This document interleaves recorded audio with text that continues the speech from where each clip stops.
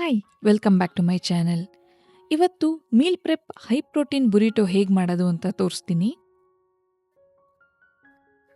ಇದನ್ನು ಮಾಡೋಕ್ಕೆ ಒಂದು ಪ್ಯಾನಲ್ಲಿ ಆಯಿಲ್ ಹಾಕೊಳ್ಳೋಣ. ಅದಾದಮೇಲೆ ಒಂದು ಬೌಲ್ ಸಣ್ಣದಾಗಿ ಕಟ್ ಮಾಡ್ಕೊಂಡಿರೋ ಈರುಳ್ಳಿ ಹಾಕ್ಕೊತಾ ಇದ್ದೀನಿ. ಈರುಳ್ಳಿನ ಒಂದು ಸ್ವಲ್ಪ ಫ್ರೈ ಮಾಡ್ಕೊಳ್ಳೋಣ 1-2 ನಿಮಿಷ.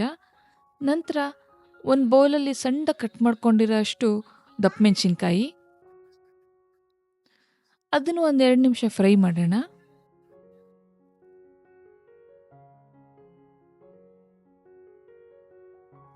ನೆಕ್ಸ್ಟು ದಪ್ಪ ಮೆಣಸಿನ್ಕಾಯಿ ಎಷ್ಟು ತೊಗೊಂಡಿದ್ವೋ ಅಷ್ಟೇ ಪನ್ನೀರ್ ಹಾಕ್ಕೊತಾ ಇದ್ದೀನಿ. ನೆಕ್ಸ್ಟು ಇದಕ್ಕೆ ಎಷ್ಟು ಬೇಕೋ ಅಷ್ಟು ಮಾತ್ರ ಉಪ್ಪು ಸೇರಿಸ್ಕೊಳ್ಳೋಣ. ನಾವು ನೆಕ್ಸ್ಟು ಟಾಕೋ ಸೀಸನಿಂಗ್ ಹಾಕ್ತೀವಿ, ಅದರಲ್ಲೂ ಉಪ್ಪಿರುತ್ತೆ. ಸೊ ಇಲ್ಲಿ ಸ್ವಲ್ಪ ನೋಡ್ಕೊಂಡು ಹಾಕ್ಕೊಳ್ಳೋಣ, ತರಕಾರಿಗೆ ಎಷ್ಟು ಬೇಕೋ ಅಷ್ಟು.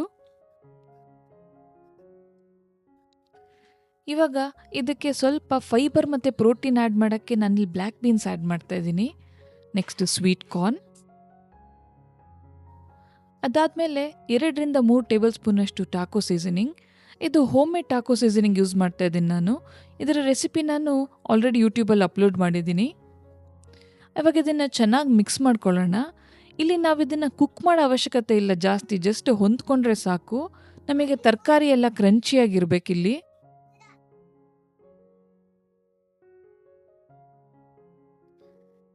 ನೆಕ್ಸ್ಟು ನಾನಿಲ್ಲಿ ಒಂದು ಬೌಲಲ್ಲಿ 2 ಟೇಬಲ್ ಸ್ಪೂನ್ ಮೈದಾ ಹಿಟ್ಟು ಮತ್ತು ಒಂದು 1/4 ಕಪ್ ನೀರು ಮಿಕ್ಸ್ ಮಾಡಿ ಒಂದು ಪೇಸ್ಟ್ ರೆಡಿ ಮಾಡ್ಕೊತೀನಿ. ಈ ಪೇಸ್ಟ್ ನಮಗೆ ಬುರಿಟೋ ಸೀಲ್ ಮಾಡೋಕ್ಕೆ ಹೆಲ್ಪ್ ಆಗುತ್ತೆ. ಇವಾಗ ಬುರಿಟೋ ಅಸೆಂಬಲ್ ಮಾಡೋಣ. ಇಲ್ಲಿ ನಾನು ಹೋಮ್ ಮೇಡ್ ಫ್ಲಾರ್ ಟಾರ್ಟಿಯಾ ತೊಗೊಂಡಿದ್ದೀನಿ. ಇದರ ರೆಸಿಪಿನೂ ನಾನು ಅಪ್ಲೋಡ್ ಮಾಡಿದ್ದೀನಿ ಆಲ್ರೆಡಿ. ಅದರ ಮೇಲೆ ನಾನಿಲ್ಲಿ ಮೊಸರೆಲ್ಲ ಚೀಸ್ ಸ್ಪ್ರೆಡ್ ಮಾಡ್ತಾ ಇದ್ದೀನಿ. ಅದಾದಮೇಲೆ ನಾವು ಮಾಡ್ಕೊಂಡಿರೋ ಫಿಲ್ಲಿಂಗ್, ಒಂದು ದೊಡ್ಡ ಸ್ಪೂನ್ ಫಿಲ್ಲಿಂಗ್ಗೆ ಹಾಕ್ಕೊತಾ ಇದ್ದೀನಿ ನಾನಿಲ್ಲಿ. ಅದಾದಮೇಲೆ ನಾವು ಮಾಡ್ಕೊಂಡಿರೋ ಪೇಸ್ಟನ್ನು ಎಲ್ಲ ಎಡ್ಜಸ್ಸಲ್ಲಿ ಸ್ಪ್ರೆಡ್ ಮಾಡ್ಕೊತಾ ಇದ್ದೀನಿ.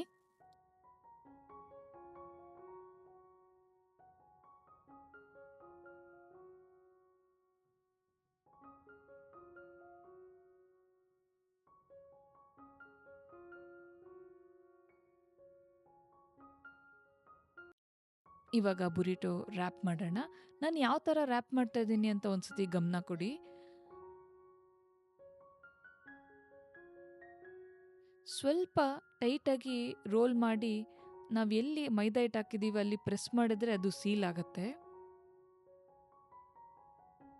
ಇಷ್ಟೇ, ಇದೊಂಚೂರು ಪ್ರೆಸ್ ಮಾಡಿದ್ರೆ ಸೀಲ್ ಆಗುತ್ತೆ. ರೆಡಿಯಾಗಿದೆ ಬುರಿಟೋ. ಇದನ್ನು ಇಂಡಿವಿಜುವಲ್ ಫಾಯಿಲಲ್ಲಿ ರ್ಯಾಪ್ ಮಾಡಿ ಫ್ರೀಝರಲ್ಲಿ ಇಟ್ಕೊಳ್ಬೋದು. ಅಟ್ಲೀಸ್ಟ್ 3 ತಿಂಗಳು ತನಕ ಆದರೂ ಫ್ರೀಝರಲ್ಲಿ ಆರಾಮಾಗಿರುತ್ತೆ.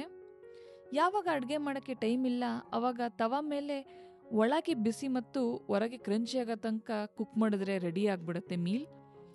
ಈ ರೆಸಿಪಿ ಮಕ್ಳಿಗೂ ತುಂಬ ಇಷ್ಟ ಆಗುತ್ತೆ.